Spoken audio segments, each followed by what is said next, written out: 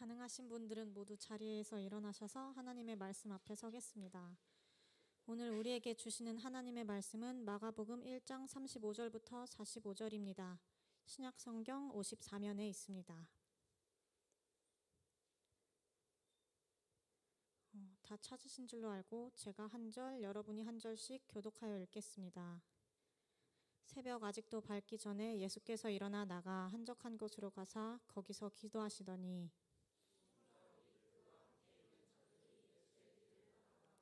만나서 이르되 모든 사람이 주를 찾나이다.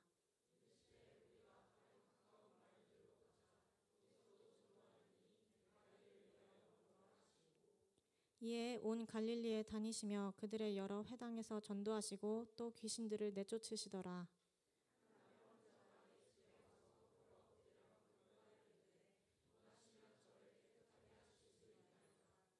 예수께서 불쌍히 여기사 손을 내밀어 그에게 대시며 이르시되 내가 원하노니 깨끗함을 받으라 하시니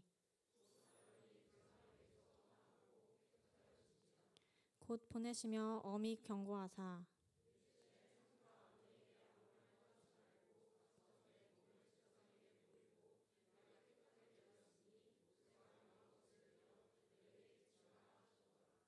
그러나 그 사람이 나가서 이 일을 많이 전파하여 널리 퍼지게 하니 그러므로 예수께서 다시는 드러나게 동네에 들어가지 못하시고 오직 바깥 한적한 곳에 계셨으나 사방에서 사람들이 그에게로 나아오더라.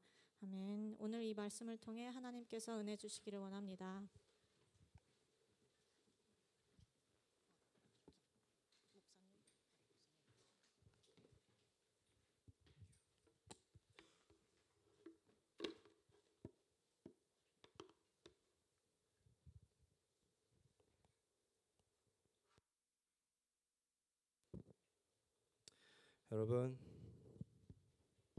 여러분 충신의 방주에 오신 걸 축하드립니다. 여러분 명절이라는 대홍수 속에 불청객들이 집에 많이 왔죠.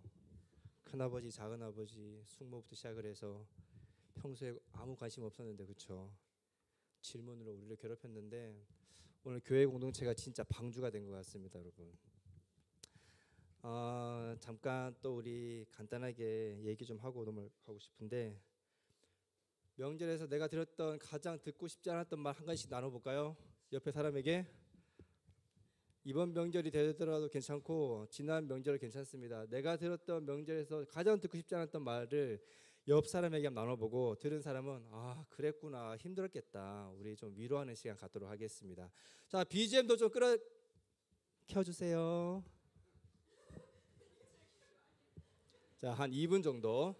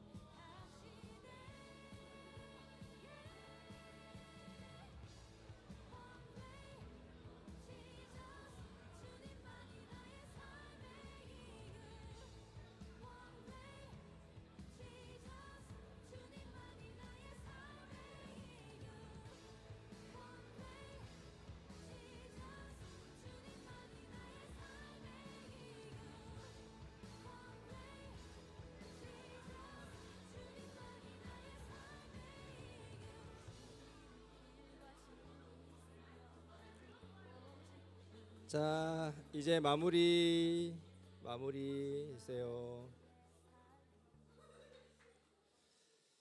제가 지금 한 달 넘게 기관지염에 걸려 있습니다. 그래서 이제 기침은 거의 하지 않는데 목소리가 약간 계속 불편해요. 그래서 듣는 여러분들도 어떤지 모르겠지만 좀 그걸 감안해서 들어주셨으면 감사하겠습니다. 여기 앞에 앉아 있으면서 이제 명절이잖아요. 그래서 여러분들에게 이런 질문을 시키면서 저는 어땠나, 내가 명절을 보내면서 좀 가장 부담이 됐던 질문은 뭐였나 생각해 봤을 때, 결혼을 했음에도 불구하고 저희 어머니가 그래서 너는 돈을 언제 벌 건데 이렇게 물어보시는 거였어요. 선교단체 간사로 있다 보니까 교회 목사도 아니고 전도사도 아닌 것이, 선교단체 간사란 이 포지션이 어머니 입장에서는 또 불신자이다 보니까 굉장히 생소하셨죠. 근데 싱글일 때도 그 일을 계속하더니 이놈이 결혼을 해서도 그 일을 그만두지 않고 계속하는 거예요. 그러니까 명절 때가 되면 어머님의 주관심은 언제 내가 지금 이 일을 그만두는지, 그것이 어머님의 그 주요 관심사였던 것이 생각이 났습니다. 아무튼 뭐 즐거운 명절이라고 다 하지만 우리 청년들은 좀 솔직히 좀 그렇지 않은 시간이 아닌가 싶어서 우리의 마음속에 있던 부담감들 좀 털어보고자 나눔을 해보았습니다. 뉴스를 자주 접하시는 분들은 최근에 어떤 뉴스가 자주 보이십니까? 저는 북한에 관한 뉴스가 요즘 이전에 비해서 많이 나오고 있다 보게 됩니다. 올해 1월 달부터 시작을 해서 북한의 김정은 위원장이 남한을 향해서 굉장히 강도 높은 비판을 계속해서 해오고 있습니다.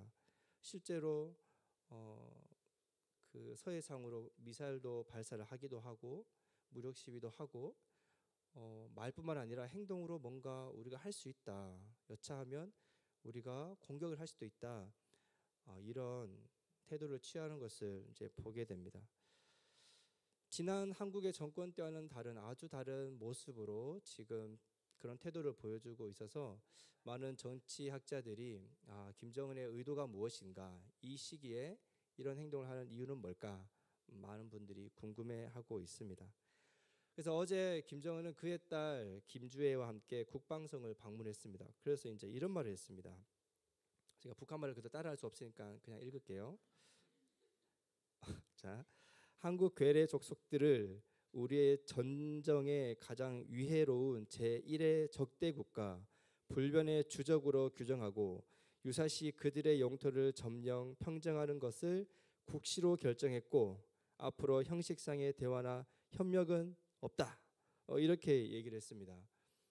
이전에는 미국이 제1의 주적이었는데 이제 남한이, 한국이 제1의 주적이 되었습니다.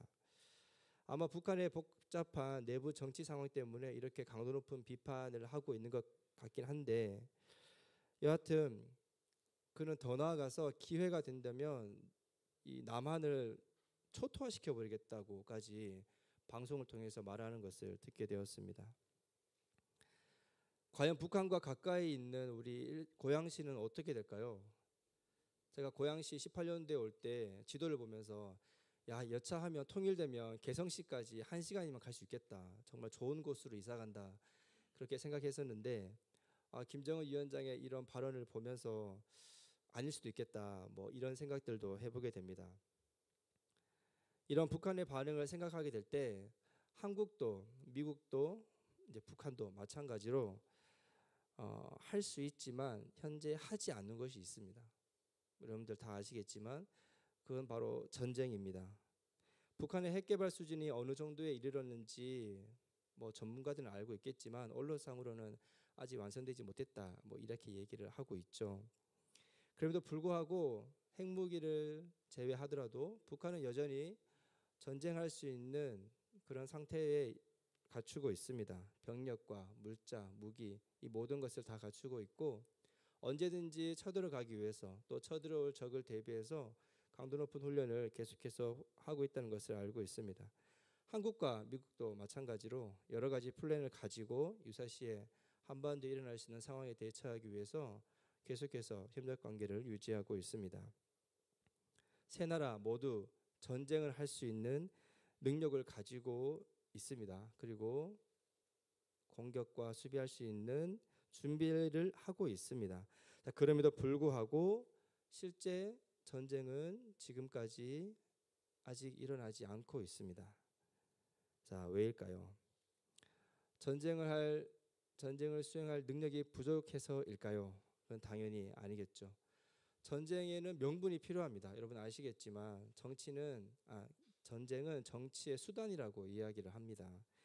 그렇기 때문에 명분이 굉장히 중요한데 이 명분을 뒷받침할 국내 여론도 반드시 조성되어야 합니다.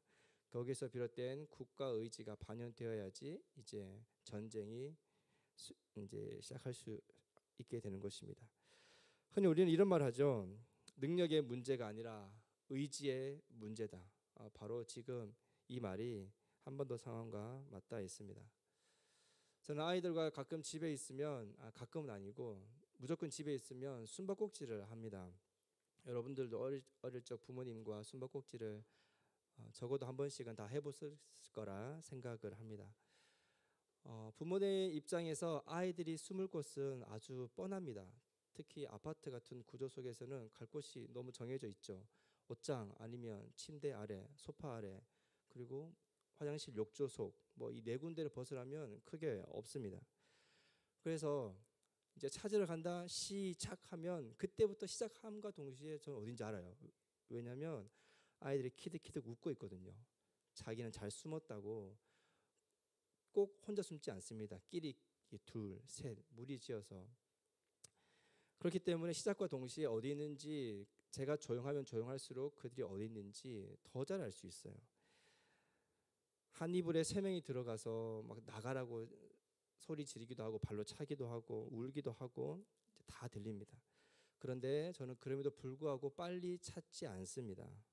애써 멀리 돌아가서 맨 나중에 아이들을 발견하는 척합니다. 그리고 잘 숨었다고 굉장히 칭찬을 해줍니다. 아이들은 굉장히 기쁨을 느끼죠. 아빠가 나를 못 찾았다.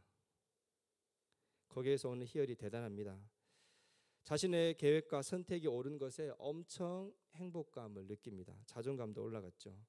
아빠의 무능이 아이의 행복이 되는 유일한 시간이 아마도 놀이 시간이라 생각이 듭니다. 아이들이 술래를 하면 저는 10초도 안 되어 들킵니다. 다들 아시겠지만 이 몸으로 숨을 데가 없습니다.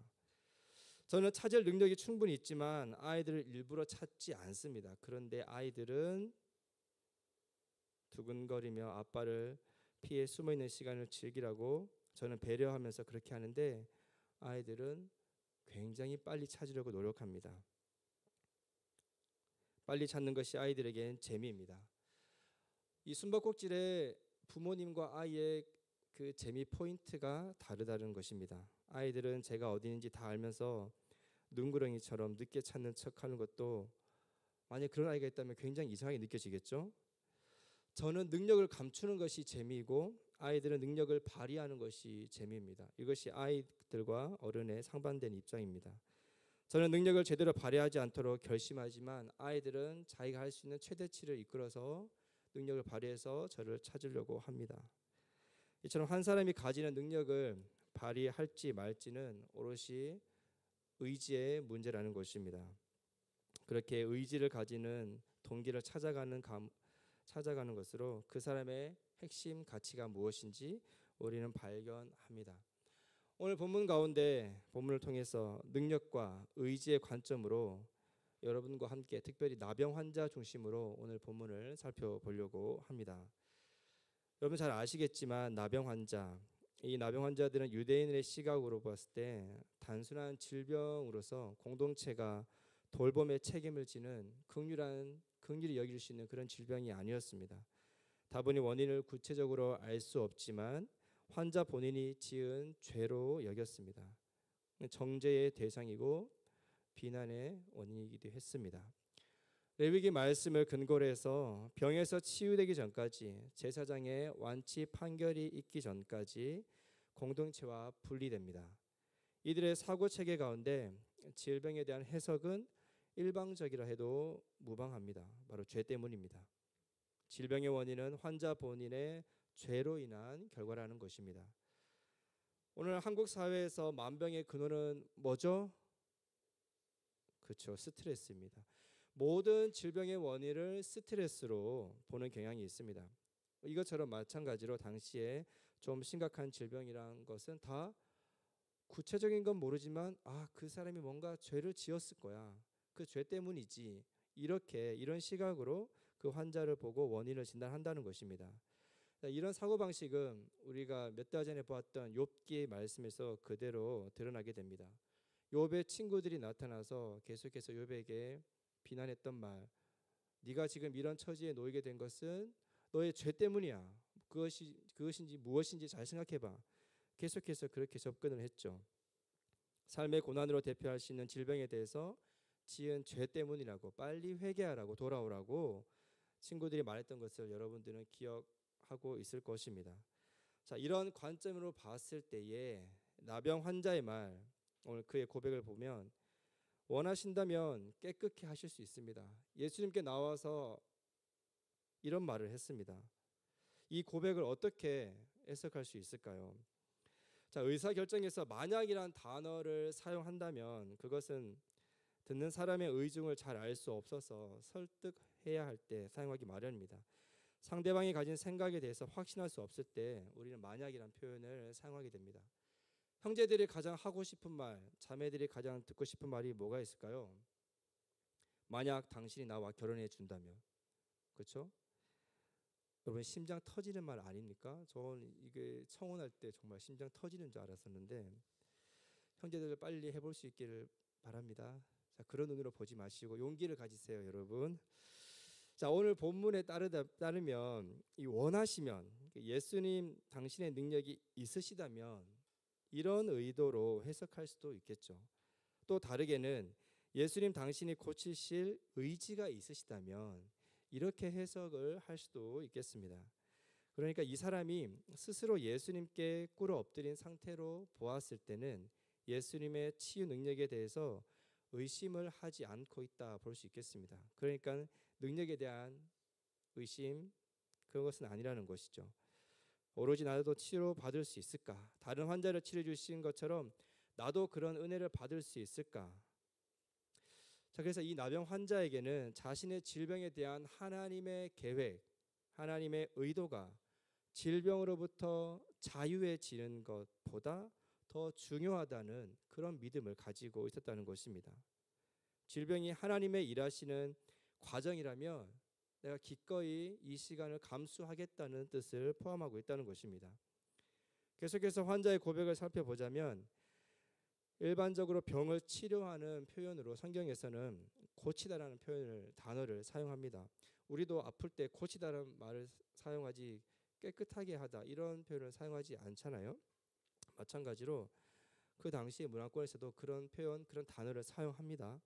근데 나병 환자는 고쳐달라는 말 대신에 깨끗하게 하다라는 표현으로 오늘 예수님께 나아가고 있습니다. 자신의 질병을 깨끗하게 하는 것으로 회복의 갈망을 이렇게 표현하고 있는데 원어에서처럼 한국어처럼 고치다라는 표현이 아니라 깨끗하다는 뜻의 단어를 사용하고 있습니다. 오늘 본문의 문둥병자를 치료하신 기록은 마가복음뿐만 아니라 누가복음에도 마태복음에도 8장과 5장에 기록되어져 있습니다. 그리고 모두 나병 환자의 이 고백을 예수님께 향한 부탁을 표현함에 있어서 고쳐달라는 표현으로 기록하지 않고 있고 다 깨끗하게 하다라는 단어를 사용해서 기록하고 있습니다.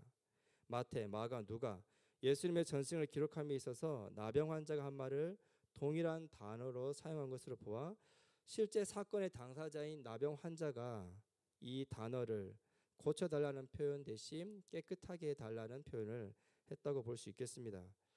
자, 그렇다면 저의 병을 고쳐주십시오라는 표현과 저를 깨끗하게 해주십시오, 이 차이가 무엇이겠습니까? 나병 환자가 이렇게 말한 이유가 무엇이겠습니까? 잘 아시겠지만 유대인들의 개념 속에는 정한 상태와 부정한 상태가 있습니다. 정하다, 부정하다의 개념은 깨끗하다, 더럽다의 위생적인 관점이 아닙니다. 죄와 관련된 윤리적인 관점도 아니었습니다. 당시 모세를 통해서 율법을 받을 당시에는 이스라엘 백성들이 어떻게 하나님께 나아갈 수 있는지에 대한 제사와 관련해서 제사 의식 관점에서 기록했다는 것입니다. 그래서 정한 상태, 부정한 상태는 하나님께 예배 드리기에 합당한 상태인지 아닌지에 대한 판가름, 그 기준을 하나님께서 그렇게 정하신 것이었습니다. 레위기 말씀을 통해서 그래서 이 사람이 지금 현재 하나님께 예배드리기 합당한지 아닌지 구분할 수 있었다는 것입니다. 부정한 상태는 사람들과의 단절, 공동체와 격리, 관계의 막힘, 연결의 차단, 그런 상태에 놓이게 되는 것입니다. 나병은 부정하다고 해서 이와 같이 환자를 단절, 격리시키는데 몸의 질병으로도 아프지만 관계의 단절에서 오는 심리적 상처도 굉장히 크게 받는다는 것입니다. 바로 육체의 나병은 심리적 나병을 일으키게 된다는 것입니다. 이것이 환자 입장에서는 더 무겁고 어쩌면 치명적인 상처가 될 수도 있었습니다. 우리가 몸이 아플 때 아무도 곁에 오지 않으려 한다고 생각해 보십시다. 예배에 왔는데 셀에서 아무도 알아주지 않습니다. 웃고 떠들고 있습니다. 그러면 마음이 어떨까요? 굉장히 섭섭하겠죠.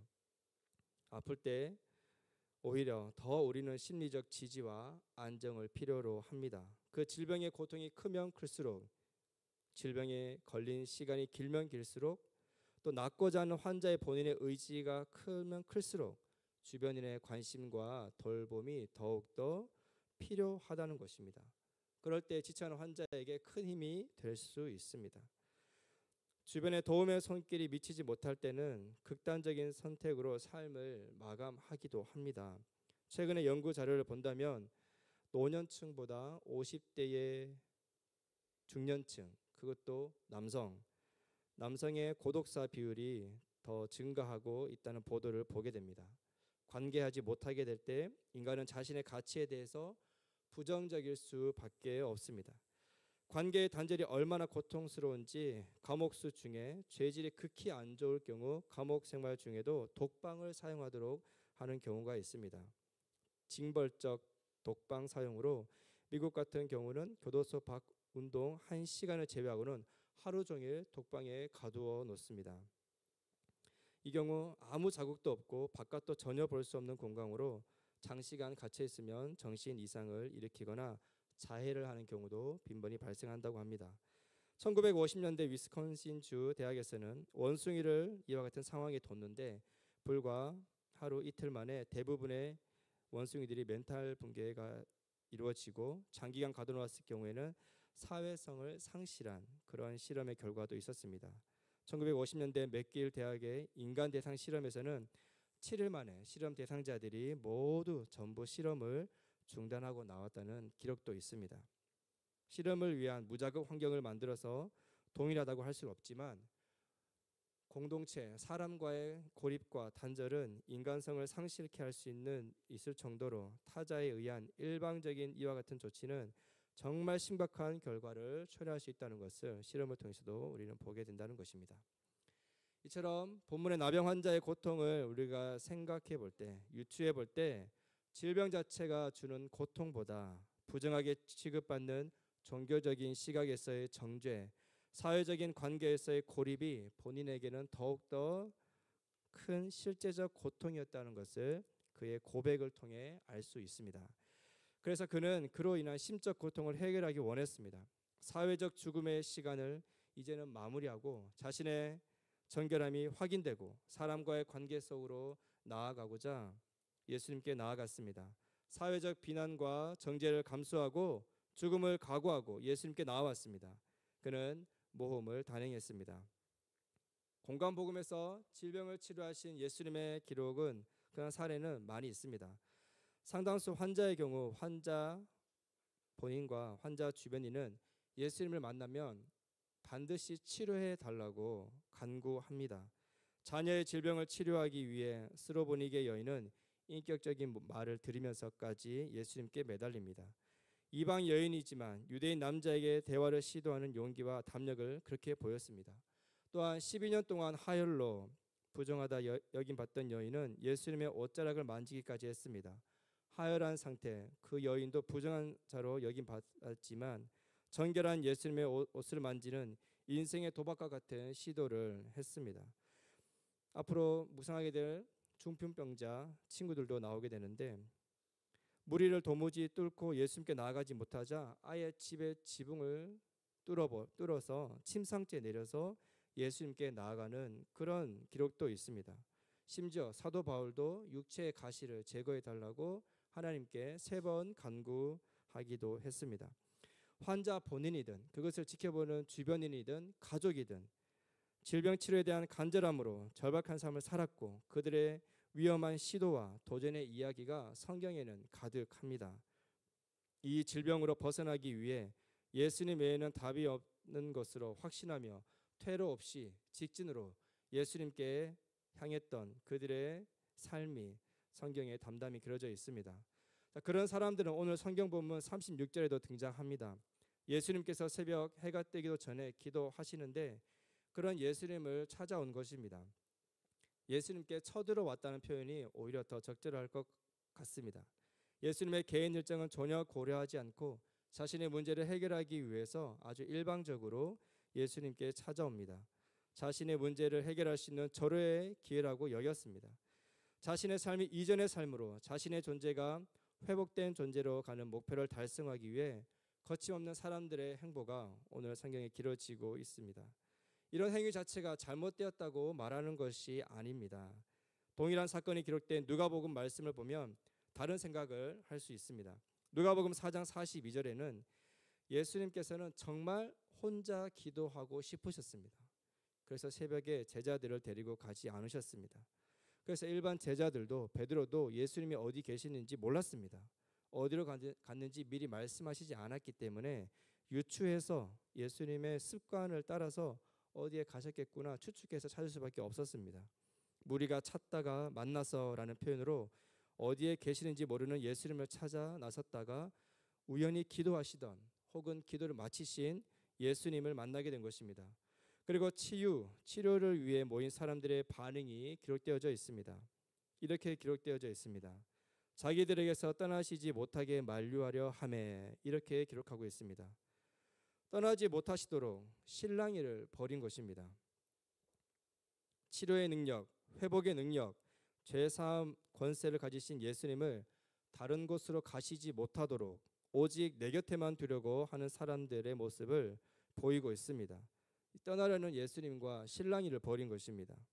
예수님을 간절히 사모한 무리의 모습으로 볼 수도 있지만 예수님을 사유화하여 다른 이에게 복음이 전해지지 않고 치료와 회복의 능력이 다른 사람, 다른 지역으로 전해지지 못하도록 하려는 복음의 방해꾼이 될 수 있는 행동이었습니다. 예수님의 본질적인 사명, 복음 전파를 방해하는 그런 행동이었습니다.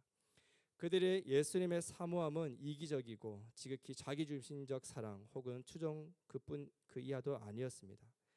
앞에서 언급한 사람들, 개인이든 무리든 예수님께 나아가는 자들의 공통된 믿음이 작동합니다. 질병을 계속해서 지니고 살아가는 것은 절대 하나님의 뜻이 아니다. 예수님은 능력이 있어 치료하실 수 있다는 것입니다. 확신하고 있습니다. 그렇게 간구하는 이들에게 예수님 또한 거절하지 않으셨습니다. 대부분 치료해 주시고 회복시켜 주셨습니다. 때로는 시차를 두고 치료해 주시기도 하지만 요청한 자들에게 무관심하지 않으시고 응해 주셨습니다.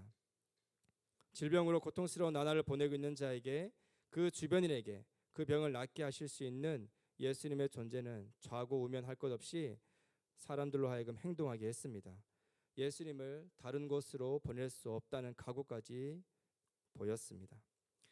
그에 비해 오늘 나병 환자의 믿음은 앞서 말한 부류의 사람들과 사뭇 다르다는 것을 오늘 보게 된다는 것입니다. 우리가 한 사람의 믿음을 어떻게 볼 수 있느냐? 그가 가진 믿음의 내용을 어떻게 알 수 있겠습니까? 그가 하는 행동과 말을 통해서 알 수 있겠죠. 믿음의 내용은 고백하는 말을 통해서 알 수 있습니다. 예수님께 나오는 행위를 통해 치료의 능력을 가진 본이라는 믿음을 가진 것을 우리는 다 알 수 있습니다. 그렇게 부정한 상태인 나병을 지닌 채 정하신 예수님께 나올 수 있었습니다. 그리고 그가 한 말은 원하시면 이렇게 말했습니다. 제가 나병에서 낫는 것을 당신이 원하실 경우 깨끗하게 해주실 수도 있고 원하시지 않으시면 그대로 두셔도 됩니다. 어떻습니까? 성경에 기록된 수많은 환자들의 그 간절한 반응과 오늘 나병 환자의 반응은 전혀 다르다는 것을 보게 됩니다. 다짜고짜 치료해달라고 떼쓰지 않습니다. 인생의 주도권을 자신이 가지지 않습니다. 해결하고자 하는 문제의 주도권을 주님께 양도하고 주님의 그 크신 뜻과 관점에서 자신의 문제가 다뤄지길 간구하고 있습니다. 자신의 문제로 보지 않고 삼자의 관점으로 대하는 정말 대단한 믿음을 가진 사람으로 보입니다. 질병에서 자유하고 싶지만 예수님의 의도가 질병에 계속 머물기를 원하신다면 기꺼이 그렇게 하겠다는 것입니다. 내 삶의 불편이 편함으로 충족되지 않아도 받아들이겠다는 것입니다. 시간의 구속에서 자유를 얻지 못해도 그것도 감수하겠다는 것입니다. 중한 근로 현장에서 안락한 보직으로 변경이 되지 않아도 계속 감당하겠다는 것입니다. 연봉 인상이 되지 않는 일터일지라도 여기 기웃 저기 기웃 기회주의자로 일하지 않겠다는 것입니다. 열심히 일해도 인정해 주지 않는 상사 그 밑에 있다 할지라도 주님 대하듯 상사를 대하겠다는 것입니다. 심지어 팀원과 지속적인 갈등 속에 있다 할지라도 화평을 추구하는 선택을 계속하겠다는 것입니다. 지금 내 삶의 현장을 향한 하나님의 뜻, 의도하심을 실현하는 삶을 추구하며 사는 것이 먼저이지 내 삶의 불편을 남김없이 제거하여 안락과 편리함, 무풍지대의 안전지대를 만드는 것이 절대 우선순위가 아니라고 나병 환자는 고백하고 있습니다. 여러분 사실 아파본 사람들은 다 알 겁니다. 아플 때 기도는 절로 됩니다. 제발 고쳐달라고 매달리게 됩니다. 이번 한 번만 해주시면 제가 이렇게 하겠습니다. 심지어 화장실이 급할 때도 우리는 서원 기도를 하는 사람들 아니겠습니까? 육체의 고통에서 벗어나게 해달라고, 심적인 고통에서 자유하게 해달라고 우리는 얼마나 많이 기도합니까? 오늘 우리 곁에 찾아온 이 나병 환자는 정말 하고 싶은 말을 꾹꾹 참고 또 참고 말하고 있는 것입니다. 나병 환자의 내면의 부르짖음이 여러분들 들리시는지 모르겠습니다. 예수님 고쳐주십시오. 치료해 주십시오. 질병에서 자유하게 해주십시오. 다시 가족의 품으로 공동체의 품으로 돌아가고 싶습니다. 가게 해주십시오. 이 말 입에서 수백 번 맴돌았고 예수님 만나면 이 말을 꼭 하고 싶었을 것입니다. 얼마나 직접적인 소원을 입으로 표현하고 싶겠습니까? 그리고 예수님의 귀에 얼마나 똑똑하게 들리게 말하고 싶지 않겠습니까? 하고 싶은 말 정말 많지만 그 모든 말 다 끊어버리고 당신이 원하신다면 이렇게 말했습니다. 여러분들의 기도에는 어떻습니까? 이런 태도를 가지고 기도를 하고 있습니까? 우리의 기도 생활은 주시라고, 왜 안 주시냐고, 언제 주시냐고, 어떻게 주실 거냐고 하나님을 협박하고 예수님을 흔들어 깨우고 성령님을 얼마나 하대하는지 모릅니다. 온통 하나님의 능력을 의심하는 신앙으로 충만합니다. 하나님의 능력이 없으셔서 오늘 나의 삶이 이 모양 이 꼴이다 이렇게 생각할지도 모르겠습니다. 정말 하나님의 능력이 있으시긴 한 건가? 그럼 내 삶은 왜 이런가? 내 삶에서 하나님의 능력이 나타날 만한 그러한 사건, 그 만남은 왜 나에게는 없는 것인가? 내 주변 지인은 깜짝 놀라게 할 기적과 같은 일이 왜 일어나지 않을까? 이런 회의에 빠지기도 합니다. 이런 회의에 빠진 우리에게 나병 환자가 경종을 울리고 있습니다. 하나님의 능력을 의심하는 신앙에서 하나님의 의지를 확인하는 신앙으로 옮겨가라는 것입니다. 내 뜻 원하는 대로 되지 않아도 하나님의 능력을 의심하며 회의에 빠진 신앙에서 이해할 수 없고 불편하고 괴로운 이 순간을 보내게 하시는 하나님의 의도, 문제 해결에 대한 의지를 확인하는 신앙으로 옮겨가라는 것입니다. 십자가 앞에 두신 예수님께서는 기도하십니다. 아버지, 만일 아버지의 뜻이라면 내게서 이 잔을 거두어 주십시오. 그러나 내 뜻대로 되게 하지 마시고 아버지의 뜻대로 되게 하여 주십시오. 자신의 미래를 안다는 것이 얼마나 곤욕스럽겠습니까? 그것도 알고 있는 미래가 십자가의 처참한 육체적, 사회적 죽음이라면 그 또한 얼마나 피하고 싶겠습니까? 예수님도 할 수만 있다면 피하려 하셨습니다. 그래서 기도하셨습니다. 정말 피하고 싶었습니다. 하나님, 해야 하는 일 알지만 정말 너무 두렵습니다. 하고 싶지 않습니다. 하지만 아버지의 원대로 되기를 원합니다. 예수님 자신의 원함은 하나님의 원함이 자신의 삶에 실현되고 이루어지는 그것이었습니다.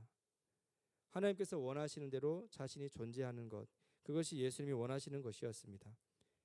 하나님께서 하시는 대로 이루어진 삶의 과정이 가장 최선이라는 믿음을 가지신 예수님이셨습니다. 예수님은 하나님의 능력을 의심하지 않습니다. 오로지 능력을 가지신 하나님의 의지가 어디를 향하고 있는지 거기에 초점을 맞추고 기도하고 계십니다. 나병 환자도 마찬가지입니다. 지금 자신의 삶을 불편하게 만드는 질병으로부터 벗어나고 싶은 간절한 마음으로 주님을 찾아왔습니다. 나의 원함은 사람들과 관계하는 것이고 소소한 일상의 삶을 사는 것이지만, 그렇게 예수님께 말하라고 하지만 그렇게 말하지 않습니다. 예수님께서 의도하신 삶은 나의 소망과 다를 수 있다는 긴장감 섞인 믿음을 그에게서 찾아볼 수 있습니다. 병이 언젠가는 낫겠지만 예수님이 내 앞에 계시는 지금 당장이 아닐 수도 있다는 믿음도 그에게 있는 것을 볼 수 있습니다.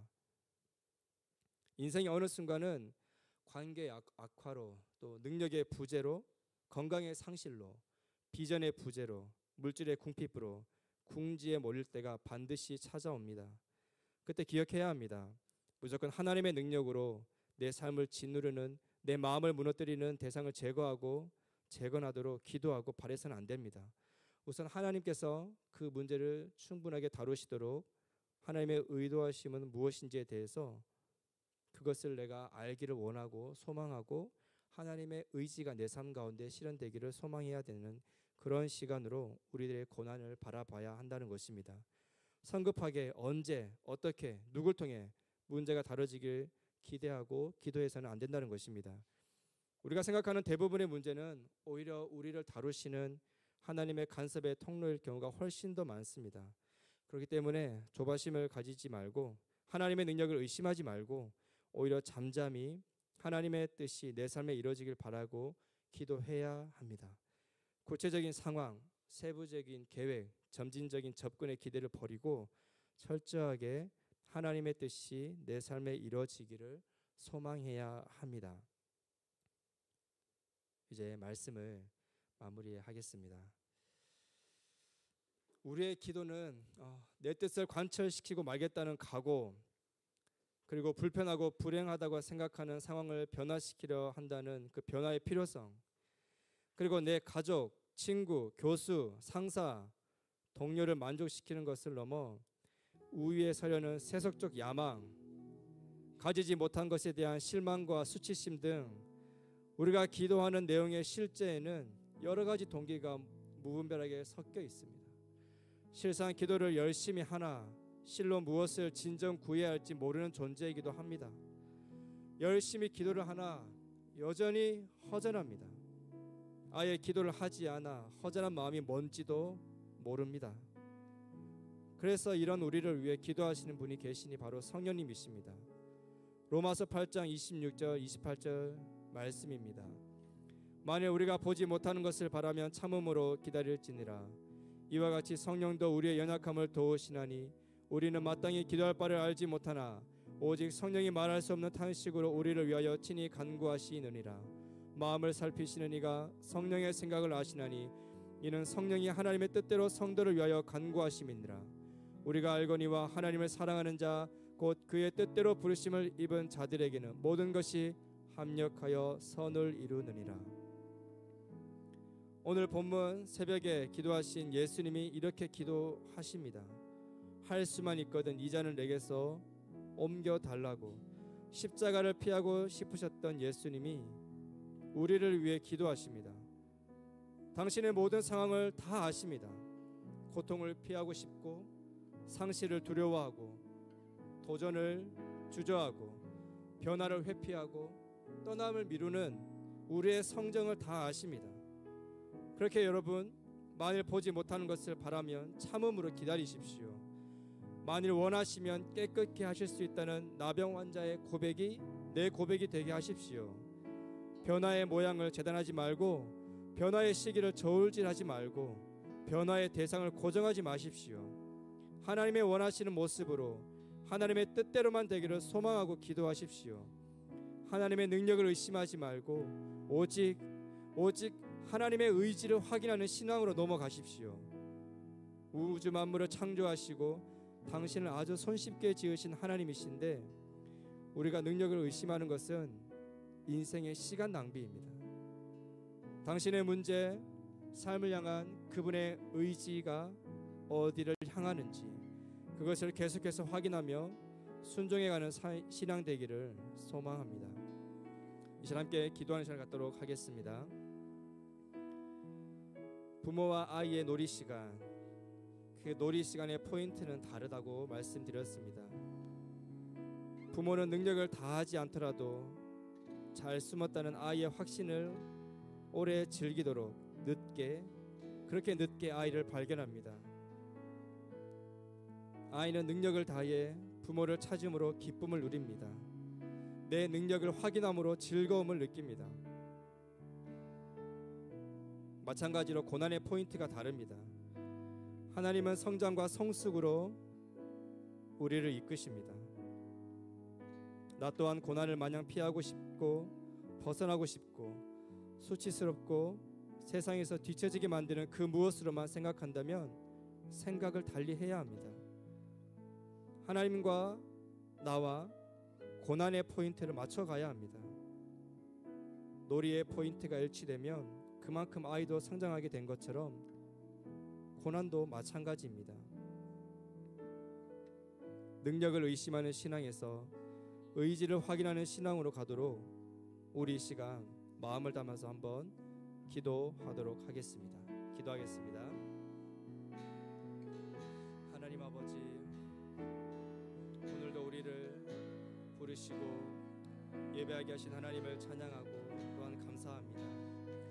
하나님 아버지, 우리 하나님의 능력을 알고 있기에 우리 삶 가운데 경험되어진 그 하나님의 능력을 알고 있기 때문에 우리의 삶 가운데 그것을 얼마나 이용하려고 하는지 모릅니다.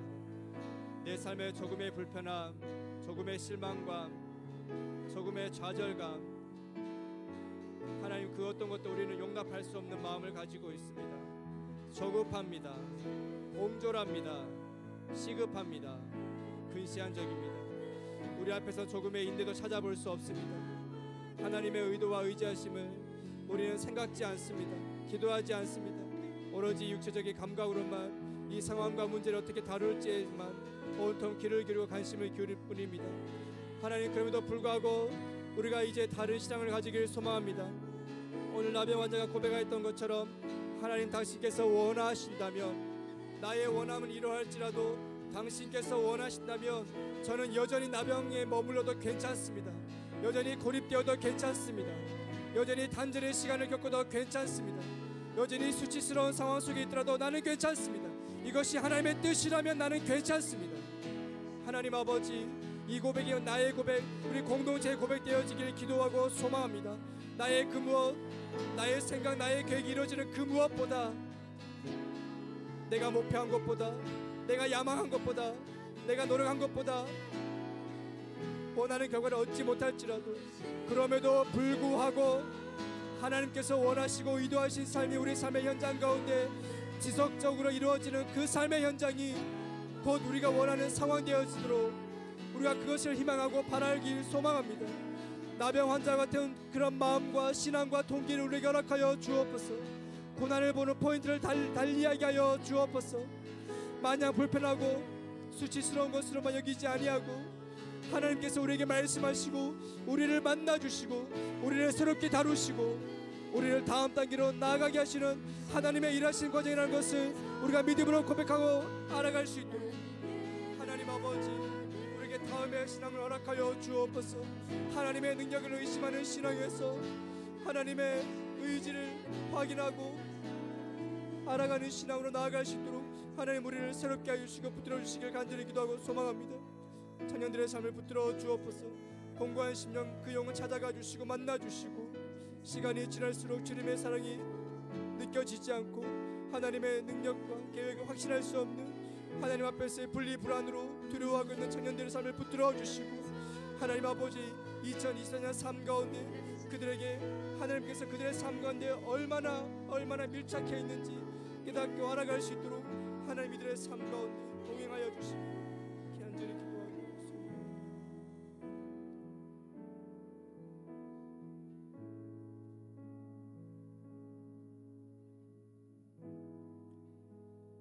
하나님 아버지, 1살, 2살 아이가 부모를 떠났을 때 분리 불안으로 울고 먹지도 않고 다른 사람에게 가지도 않고 놀이도 하지 않고 삶의 모든 것을 정지하고 나를 떠난 부모, 엄마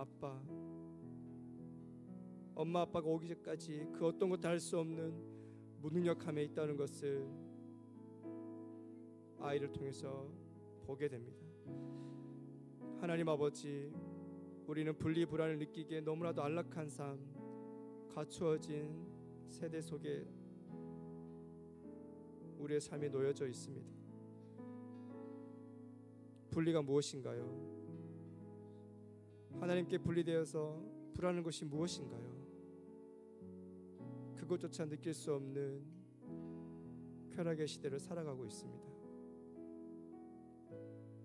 그 쾌락은 계속해서 내가 원하는 것, 방법과 시기, 그 모든 것을 내가 결정하고 내가 의도한 대로, 그것도 아주 세부적으로 그렇게 이루어지기를 소망하고 있습니다.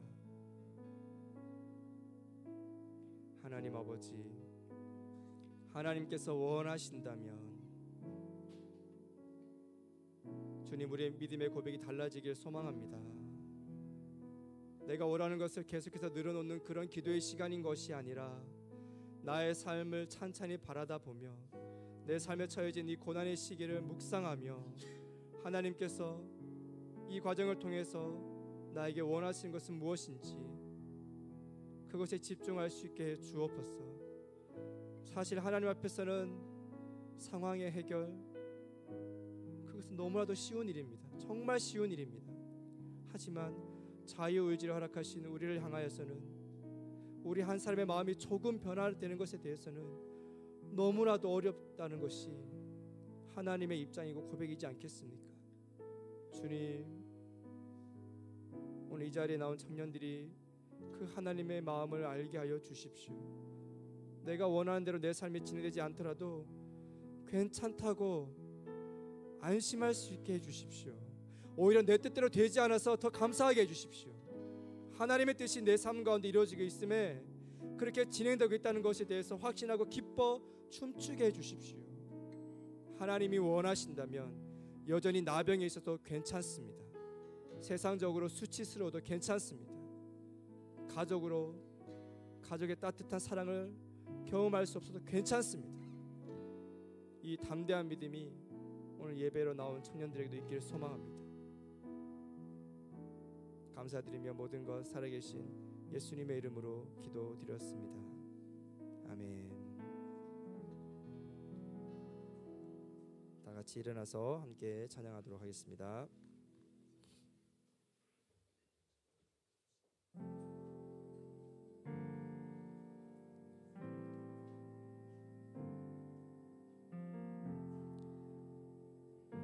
우리는 하나님의 자녀, 우리는 하나님의 자녀, 사랑하니 우리 거할 때 주님 나를 사랑하신 것 같이 우리도 서로 사랑할 수 있네. 우리는 주의 몸된 교회, 뭐든지 제가 하나 될 때 예수님의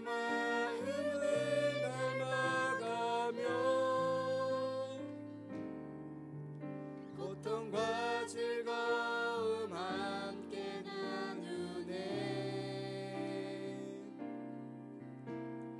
하나님 안에서 우리 서로 이어져 주가 거하실 성전이 되네.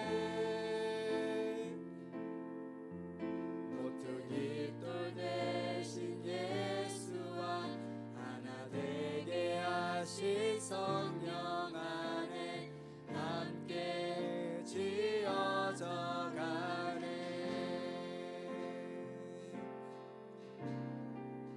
우리는 주의 몸 된 교회, 뭐든지 제가 하나 될 때 예수님의 마음을 닮아가며 고통과 즐거움 함께 나누네.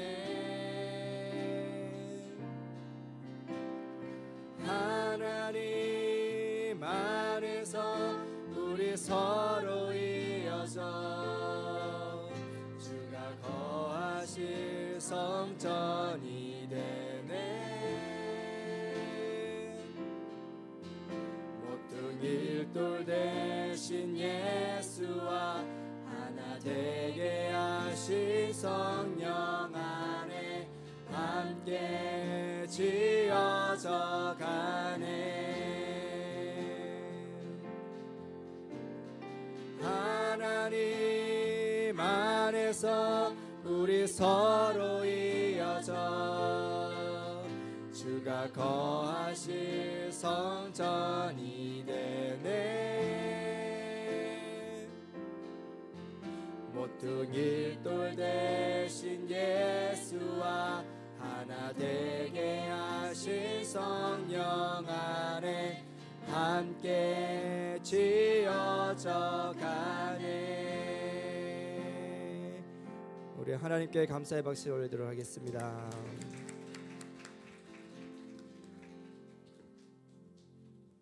여러분, 저희 생명관에서 윷놀이 진행할 예정이니까 셀장님들은 각자 어느 셀끼리 연합인지 다시 확인해 주시고 인원 확인해 주셔서 이동 부탁드리겠습니다.